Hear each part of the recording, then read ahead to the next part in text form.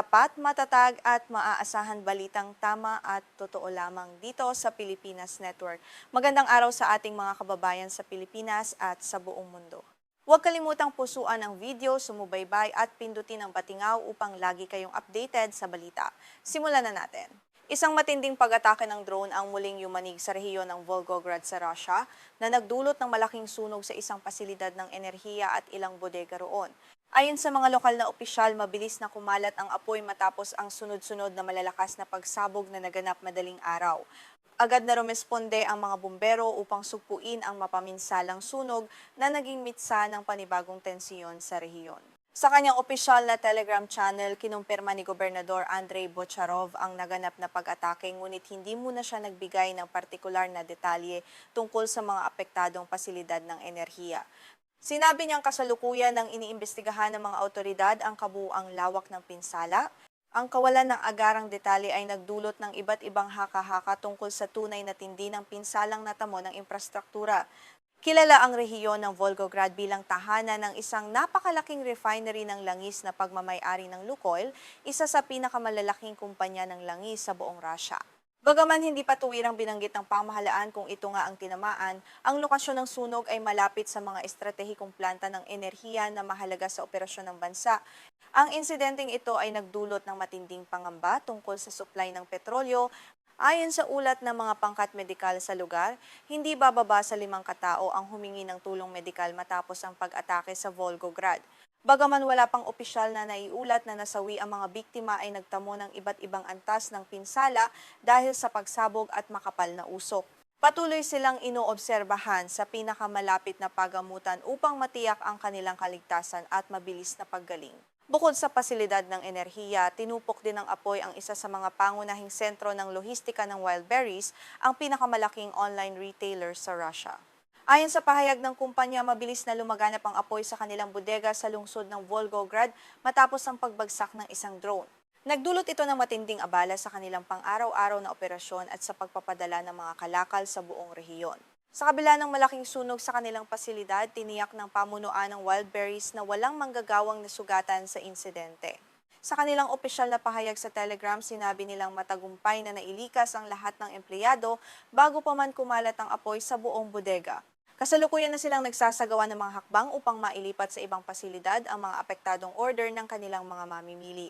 Hindi lamang ang Volgograd ang naging target ng opensibang ito. Nyanig din ang pag-atake ng drone ng kalapit na rehiyon ng Rostov na matatagpuan sa timog ng Russia. Ayon sa mga lokal na residente, narinig ang malalakas na pagsabog sa himpapawid bago tuluyang bumagsak ang mga labi ng mga drone. Ang sunod-sunod na pag-ataking ito sa magkaibang rehiyon ay nagpapakita ng lumalawak na saklaw ng mga operasyong panghimpapawid ng Ukraine. Sa bayan ng Gukovo, na matatagpuan sa rehiyon ng Rostov, iniulat ni Gobernador Yuri Slyusar na isang babae ang nasugatan matapos ang pagbagsak ng mga labi ng drone. Ayon sa kanyang mensahe sa Telegram, agad na nilapatan ng lunas ang biktima at nasa ligtas na siyang kalagayan sa ospital. Ang insidenteng ito ay nagdulot ng malaking takot at pangamba sa mga lokal na mamamayan ng Gukovo na naninirahan malapit sa sona ng labanan. Ayon sa ilang eksperto sa militar, kamakailan ay pinatindi ng Ukraine ang mga pag-atake nito laban sa mga pasilidad ng lohistika at iba pang katulad na infrastruktura sa Russia. Ang mga pagkilos na ito ay bahagi umano ng mas malawak na estratehiyang naglalayong guluhin ang sistema ng lohistika at ekonomiya sa loob ng bansa. Madalas maging target ang malalaking bodega dahil sa kanilang kahalagahan sa kadena ng supply. Ang patuloy na mga pag-atake sa mga pasilidad ng enerhiya ay nagdudulot ng mas malaking panganib sa supply ng kuryente at langis sa ilang bahagi ng Russia. Dahil sa pagkasira o pansamantalang pagsasara ng mga planta, maaaring makaranas ang ilang rehiyon ng limitadong supply ng gasolina at pagkagambala sa serbisyo ng kuryente. Ang ganitong sitwasyon ay maaaring maglagay ng karagdagang pasanin sa pamahalaan ng Russia sa pagpapanatili ng katatagan ng lokal na ekonomiya sa gitna ng digmaan. Bago pa man ang insidenteng naganap nitong Biyernes, hinarap na ng Wildberries ang serye ng mga katulad na insidente sa ilan pa nitong bodega. Upang maibsan ang epekto sa mga kasosyong negosyante, naglabas ang kumpanya ng tulong pinansyal. Ang sunod-sunod na pinsala ay nagpapakita ng pagiging vulnerable ng mga pribadong pasilidad sa harap ng patuloy na mga pag-atake mula sa himpapawid. Kinumpirma ng Wildberries na naipamahagi na nito ang ikalawang bugso ng pinansyal na suporta sa halos 100,000 nagbebenta na nawalan ng mga produkto dahil sa mga nakaraang sunog. Layunin ng hakbang na mapanatili ang tiwala ng mga nagbebenta sa kanilang plataporma sa kabila ng krisis. Gayunpaman, ang patuloy na pagkawala o pagkasira ng mga bodega ay nagbabanta sa pangmatagalang katatagan ng operasyon ng kumpanya sa bansa.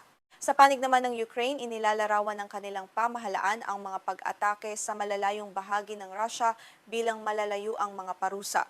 Layunin umano ng mga operasyong ito na unti-unting pahinain ang kakayahang pangmilitar at pampinansyal ng Moscow na tustusan ang digmaan. Naniniwala ang Kyiv na ang pag-atake sa mga estratehikong target ay isang paraan upang mapataas ang presyon sa Russia at hikayatin itong wakasan ang labanan. Naganap ang mga pag-ataking ito habang patuloy ding nakararanas ang mga lungsod ng Ukraine ng malawakang pambobomba mula sa mga puwersa ng Russia. Sa mahigit 4 na taon ng madugong labanan, milyon-milyong sibilyan sa Ukraine ang napilitang lumikas o nawalan ng tirahan. Para sa Kyiv, ang paggamit ng mga drone laban sa mga target sa Russia ay bahagi ng pagtatanggol sa sariling teritoryo at pagpapahina sa kakayahan ng Moscow na ipagpatuloy ang digmaan. Binago ng paggamit ng mga drone ang anyo ng makabagong digmaan kung saan ang magkabilang panig ay lubos na umaasa sa teknolohiya upang umatake mula sa malayo. Mas mura ang mga drone kaysa sa maraming tradisyonal na sandata, ngunit kaya nilang magdulot ng malaking pinsala sa mga estratehikong pasilidad. Ipinakikita ng mga insidente sa Volgograd at Rostov na maging ang mga lugar na malayo sa pangunahing larangan ng digmaan ay maaari nang maabot ng ganitong uri ng pag-atake. Unti-unti na ring nararamdaman ng mga ordinaryong mamamayan at malalaking korporasyon sa Russia ang epekto ng mga pag-atake sa ekonomiya.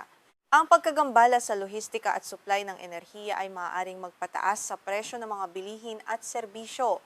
Dahil dito, napipilitan ng mga negosyo na gumastos ng mas malaki para sa karagdagang seguridad at sa paglilipat ng kanilang operasyon sa mas ligtas na mga lugar. Nagdulot din ng iba't ibang reaksyon sa pandaigdigang komunidad ang lumalalang paggamit ng mga drone sa digmaan sa pagitan ng dalawang bansa.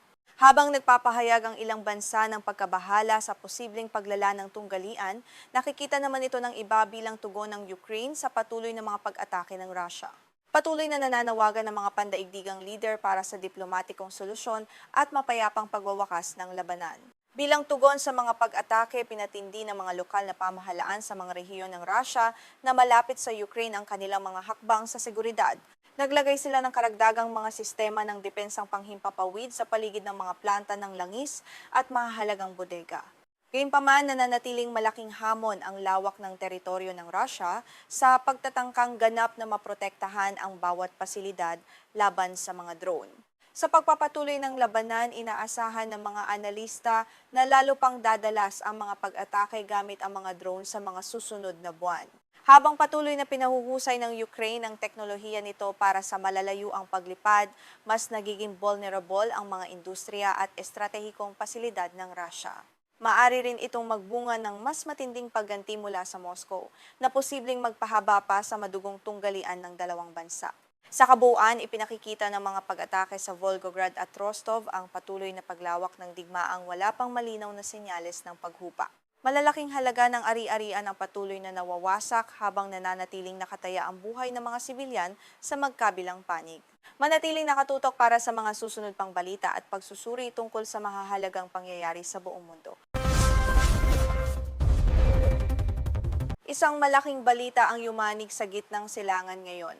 Sa kauna-unahang pagkakataon, nagsagawa ng magkasanib na operasyong militar ang Estados Unidos at Saudi Arabia upang bombahin ang mga target sa loob ng Iraq.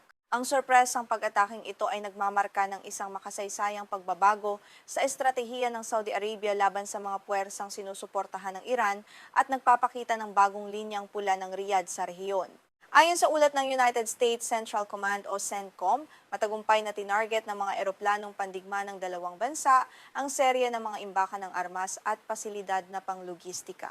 Ang mga pasilidad na ito ay ginagamit ng mga armadong grupong direktang pinupondohan at sinusuportahan ng Iran sa silangang bahagi ng Iraq. Nagdulot umano ang pag-atake ng malaking pinsala sa kanilang kakayahang militar at operasyonal. Ito ang kauna-unahang pagkakataon na hayagang nakipagtulungan ang Saudi Arabia sa militar ng Amerika upang umatake sa teritoryo ng Iraq mula nang sumiklab ang matinding tensyon sa pagitan ng Amerika at Iran noong huling bahagi ng Pebrero. Sa kabila ng mga nakaraang pag-atake ng Iran laban sa Saudi Arabia, palaging iniiwasan ng Riyadh ang direktang pagtugon sa pamamagitan ng puwersang militar. Ngunit ngayon malinaw na nagbago na ang kanilang estratehikong pagpapasya. Inihayag ng CENTCOM na ang operasyong ito ay isinagawa bilang ganti sa mahigit 30 pag-atake gamit ang mga drone na pinamunuan umano ng Islamic Revolutionary Guard Corps ng Iran o IRGC sa nakalipas na 72 oras.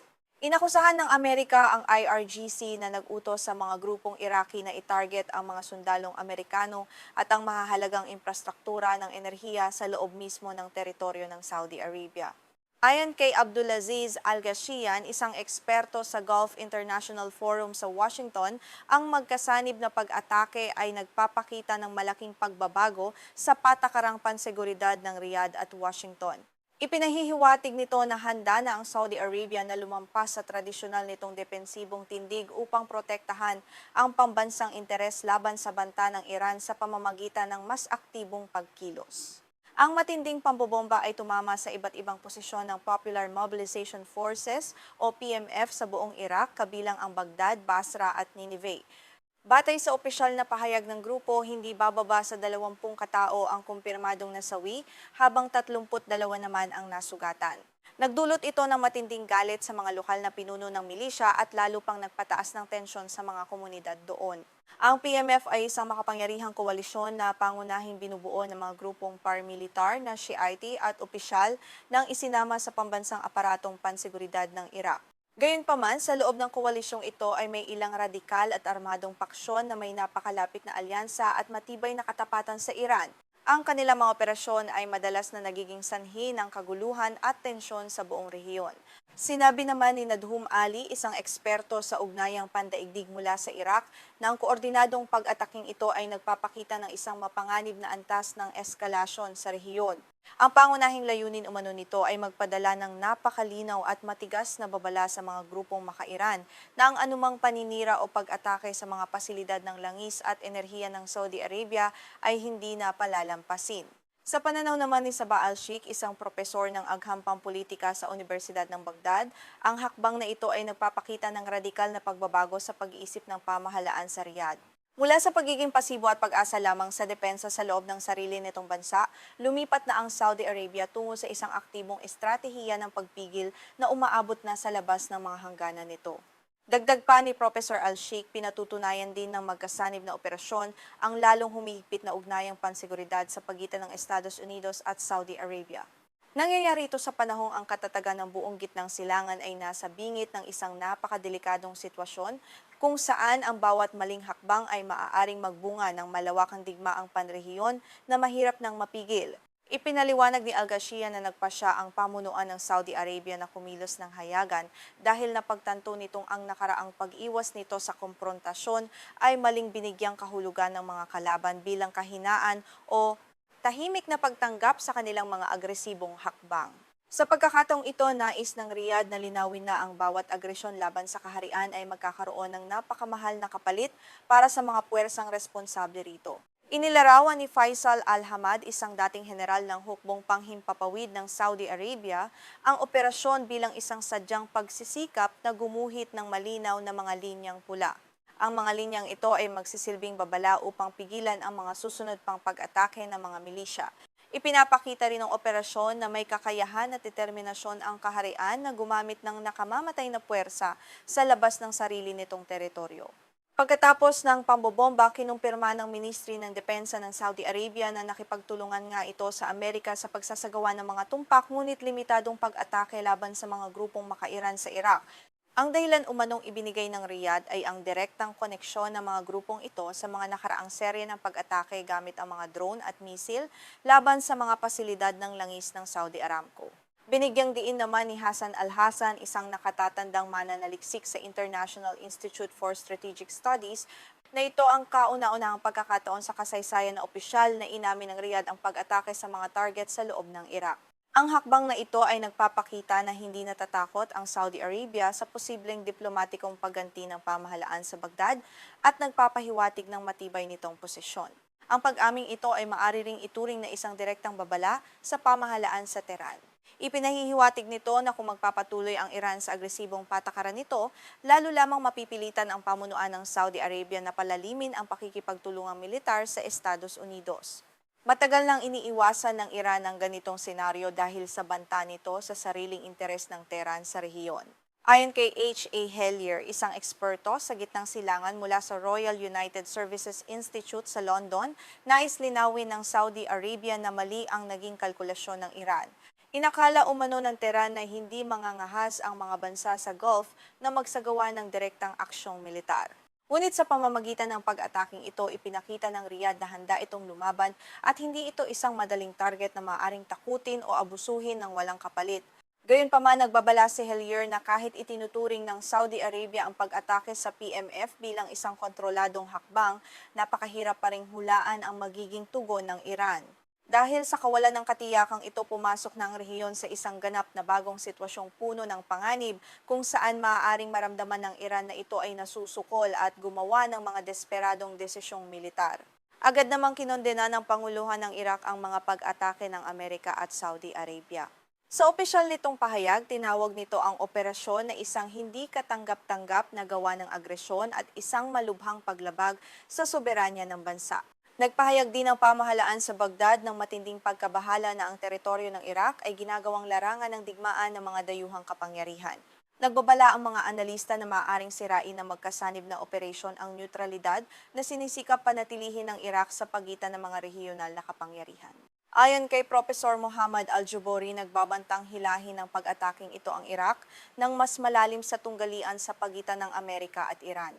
Maaari itong magdulot ng malawakang destabilisasyon at higit pang pagkawasak sa bansa sa gitna ng patuloy na krisis. Sa huli, nagbanta ang Islamic Resistance in Iraq at ang grupong Al-Nujaba ng matinding pagganti laban sa Amerika at Saudi Arabia.